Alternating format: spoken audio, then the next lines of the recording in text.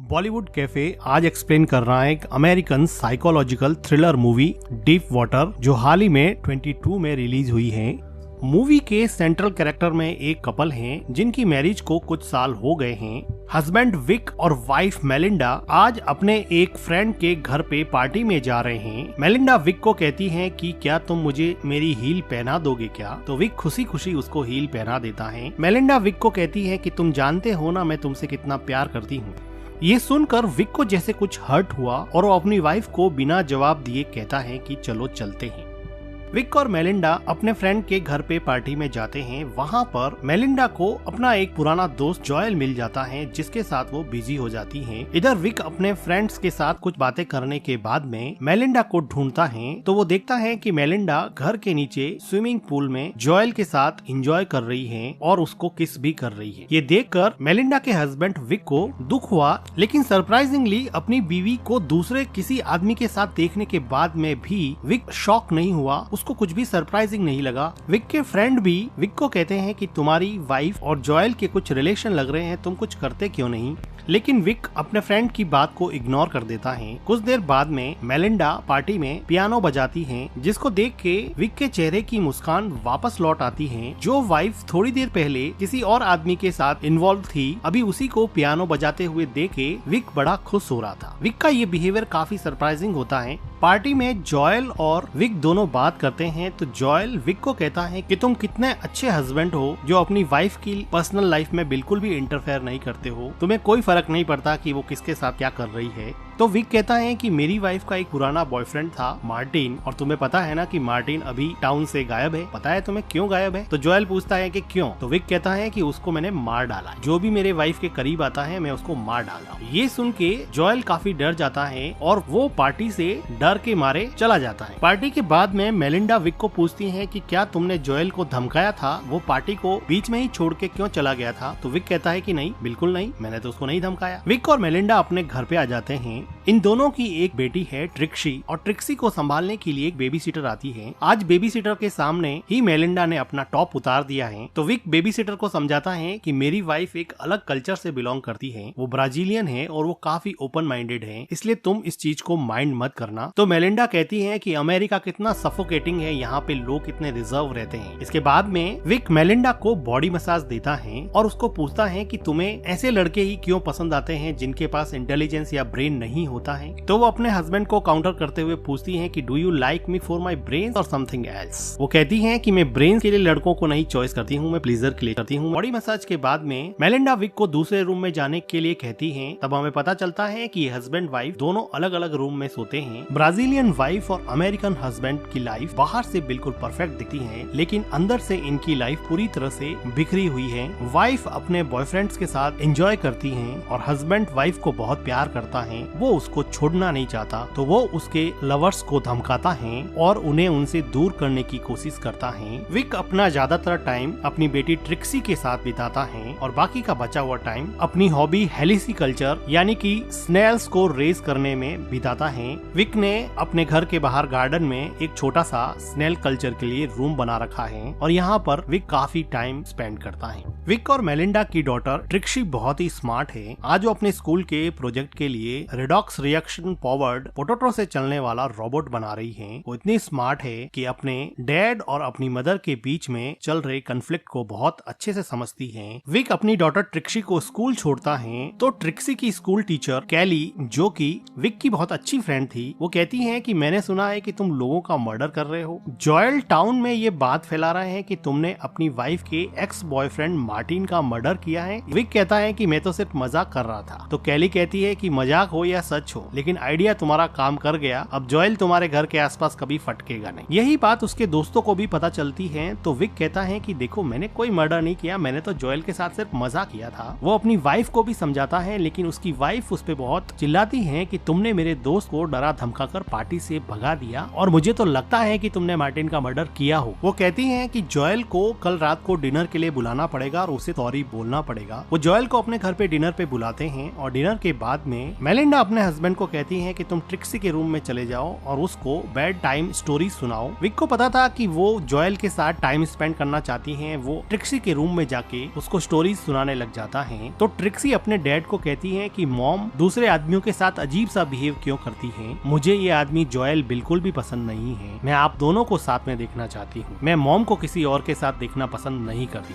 Wick कहता है कि मैं जानता हूँ, कोई बात नहीं, तुम सो जाओ। उसके बाद में विक अपने ही घर में अपनी वाइफ के साथ जॉयल को मस्ती करता हुआ देखता है। तो वो किचन में जाके कुछ प्लेट्स पटक देता है। आवाज सुन के ये दोनों बाहर आते हैं। बाहर आने पर विक जॉयल को कहता है कि मैं तुमसे कोई सॉरी वॉरी बोलने वाला हूँ नहीं। तुम्हें एक बात बता दूं कि मार्टिन का मर्डर मैंने ही हैमर मार मार के किया था। जॉयल और ज्यादा डर जाता है और वहाँ से चला जाता है। नेक्स्ट डे विक, मेलिंडा और ट्रिक्सी अपने फ्रेंड की एक पार्टी में जाते हैं, जहाँ पर उनको एक राइटर डॉन मिलता है। डॉन कहता है कि मैं मूवीज की स्टोरीज लिखता हूँ, शॉर्ट स्टोरीज लिखता हूँ, तुम क्या करते हो? तो विक बताता है कि मैं सॉफ्टवेयर इंजीनियर हूँ और मैं चिप बनाता हूँ जो ड्रोन टेक्नोलॉजी में यूज होते हैं। तो डॉन कहता, अच्छा ड्रोन्स में यूज होते हैं, मतलब तुम अफगानिस्तान में बॉम्ब गिरवाने वाले काम करते हो। तो विक कहता है कि बॉम्ब ही क्यों, अगर तुम किसी भूखे आदमी को ढूंढ लो तो उसके घर पे खाना भी पहुंचाया जा सकता है। तो डॉन कहता है कि पहुंचाया तो जा सकता है लेकिन खाना कोई पहुंचाता नहीं है, सिर्फ बॉम्ब ही गिराते हैं। और इसी बात में डॉन और विक के बीच में मन ही मन अनबन हो जाती है। तो डॉन आर्ग्यूमेंट हारता है। तो वो कहता है कि तुमने मार्टिन को मारा था, मैंने भी सुना है। तो विक कहता है कि ये तो एक जोक था, तुम उसको इतना सीरियसली क्यों ले रहे हो? पार्टी में विक अपनी क्लोज फ्रेंड और ट्रिक्सी की स्कूल टीचर कैली के साथ डांस करता है, जिसको देखकर मेलिंडा काफी जेलस होती है और वापस जाते समय वो विक को प्लीज करती है। इसके बाद ये दोनों घर पे जाके पैशनेटली इंटीमेट होते हैं। विक को थोड़े दिनों के बाद में पता चलता है कि मेलिंडा पियानो क्लासेस ले रही है और वहाँ पर उसका टीचर चार्ली अब उसका नया बॉयफ्रेंड बन गया है। विक अपना टाइम तो स्पेंड स्नेल कल्चर में बिताता था, लेकिन उसकी इमेजिनेशंस अब अपनी वाइफ को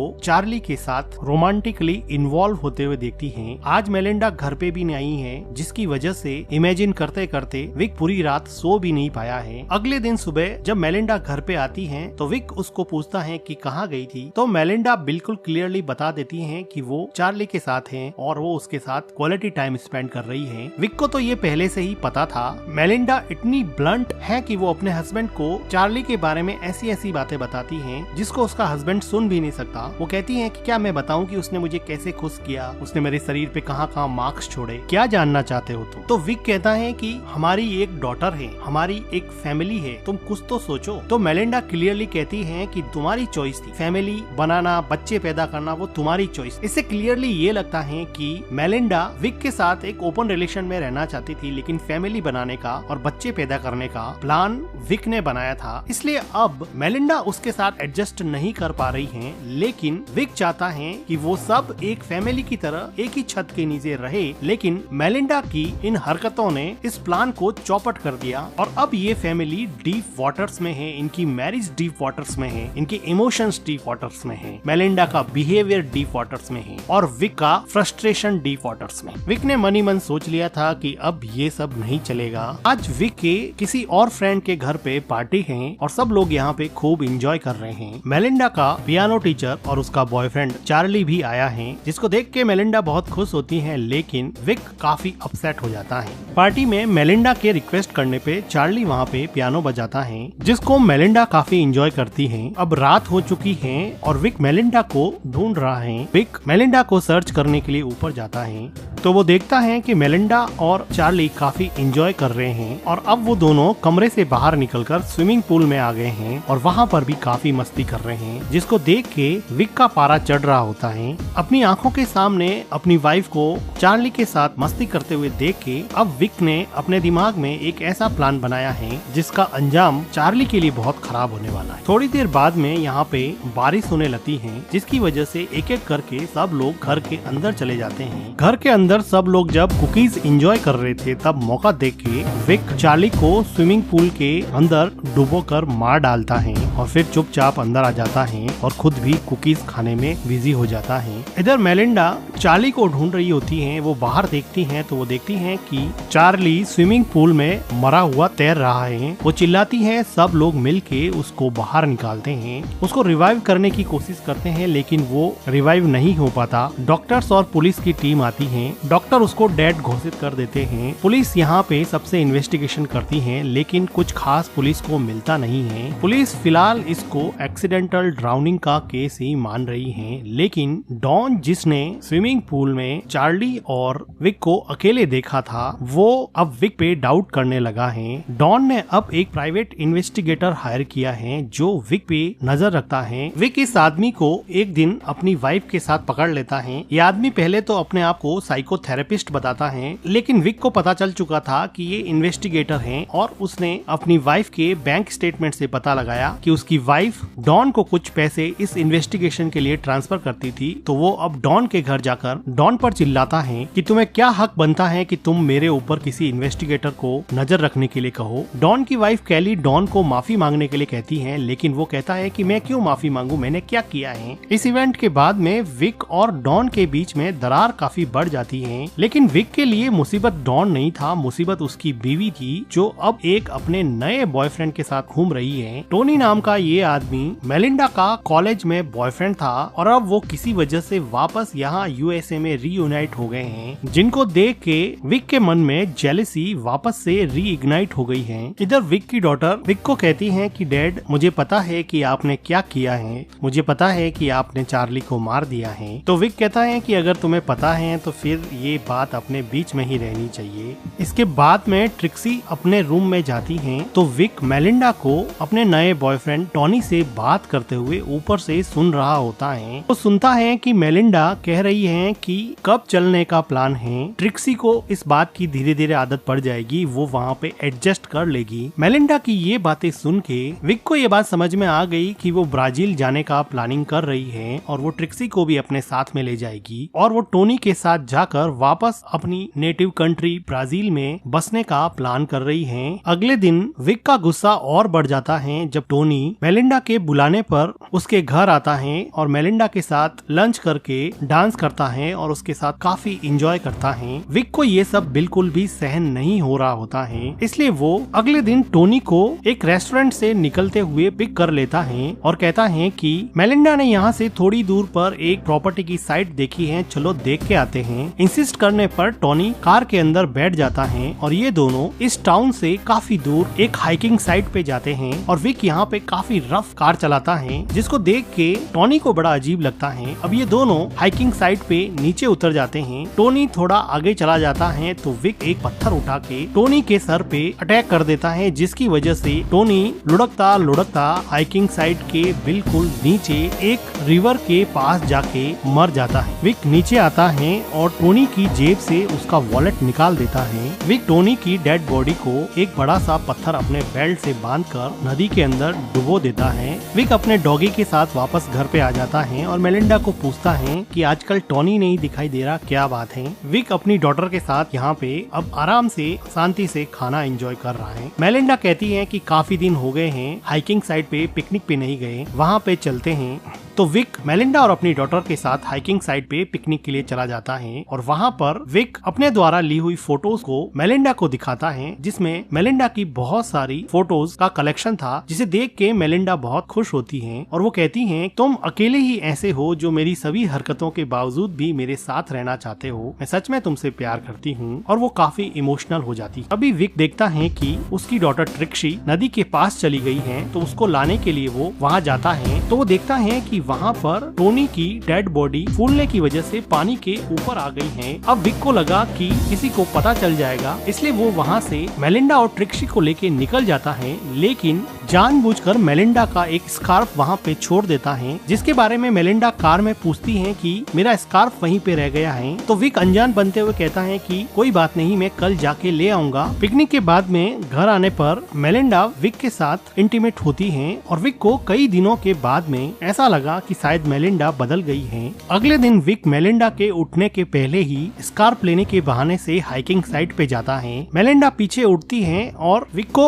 ढूंढती है और विक विक के स्नेल वाले रूम में पहुंचती हैं, जहां पर चेक करने पर वो देखती हैं कि टोनी का वॉलेट वहां पे रखा हुआ है, जिसको देख के वो समझ जाती हैं कि उसके हस्बैंड ने ही टोनी को मारा होगा। इसलिए वो डॉन को कॉल कर देती हैं। इधर हाइकिंग साइट पे विक टोनी की बॉडी को ठिकाने लगा रहा होता है, तो वहाँ पर अचानक से डॉन आ जाता है और कहता है कि विक क्या कर रहे हो। तो विक कहता है कि मेरी वाइफ का स्कार्फ यहाँ पे रह गया था। तो वो कहता है कि देखो स्कार्फ तो मेरे पास है, और वो विक को बॉडी को पानी के अंदर धकेलते हुए देख लेता है और वो वहाँ से डर के मारे भागने लगता है। विक भी अपनी साइकिल लेके उसके पीछे भागता है। डॉन तेजी से कार चलाता है और कहता है कि चलो मुझे एक और स्क्रिप्ट मिल गई जिस पर मैं बुक लिखूंगा। अब वो पुलिस को मैसेज करना चाहता है, लेकिन ऑटो करेक्ट की वजह से मैसेज नहीं होता है और फोन नीचे गिर जाता है। यहाँ माउंटेन्स की वजह से कार प्रॉपरली चल नहीं रही थी, लेकिन विक इस साइड से काफी परिचित था, इसलिए वो अपनी साइकिल से शॉर्टकट लेके डॉन की कार के सामने आ जाता है, जिसकी वजह से डॉन उसको बचाने की कोशिश करता है और उसका बैलेंस बिगड़ जाता है और उसकी कार का एक्सीडेंट हो जाता है और वो कार के साथ ही नदी में डूब जाता है और वहीं मर जाता है। इधर मेलिंडा रोते हुए अपना बैग पैक करती हैं और यहाँ से जाने की तैयारी करती हैं, लेकिन मेलिंडा की डॉटर ट्रिक्सी वो बैग स्विमिंग पूल में फेंक देती हैं और कहती हैं कि मैं नहीं चलूंगी, मैं तुम्हें और डैड को एक साथ देखना चाहती हूँ। जिसे सुनकर ऐसा लगा कि मेलिंडा का मन बदल गया है। थोड़ी देर बाद में विक घर पे आता है और मेलिंडा को पूछता है कि क्या हुआ। मेलिंडा कहती है कुछ भी तो नहीं। मेलिंडा को सब कुछ पता था, लेकिन वो विक को कुछ नहीं बोल रही थी। मेलिंडा ने टोनी का वॉलेट जो स्नेल रूम से मिला था उसने अब वो जला दिया है, क्योंकि उसको रियलाइज हो गया है कि उसके हस्बैंड से ज्यादा उससे कोई प्यार नहीं करता है और अब वो अपने हस्बैंड और अपनी डॉटर ट्रिक्सी के साथ एक अच्छी फैमिली की तरह जिंदगी गुजारेंगे। और इस तरह से गलत तरीके से ही सही, लेकिन विक ने अपनी मैरिज जो कि डीप वाटर्स में थी अभी आउट ऑफ डीप वाटर्स है। और इसी के साथ ये मूवी एंड हो जाती है। मूवी का एक्सप्लेनेशन अच्छा लगा हो तो वीडियो को लाइक कीजिएगा, हमारे चैनल को सब्सक्राइब कीजिएगा and thank you for watching.